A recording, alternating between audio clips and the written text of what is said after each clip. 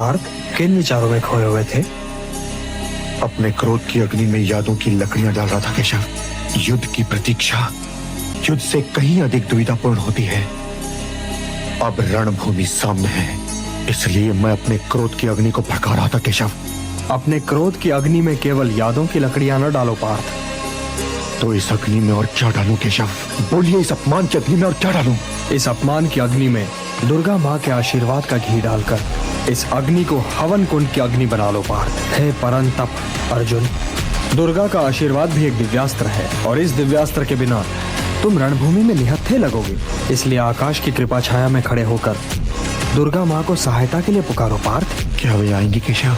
यदि केवल जिह्वा पुकारेगी तो वे नहीं आएंगी, यदि आत्मा पुकारेगी तो वे अवश्य आएंगी।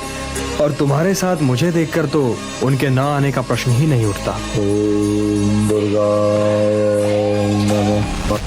हे कुंती पुत्र अर्जुन, तुम मुझे क्यों पुकार रहे थे? हे माता, मेरे सामने धर्म भूमि कुरुक्षेत्र है। यदि हम धर्म युद्ध कर रहे हैं तो हमें विजयश्री का वरदान दीजिए माता।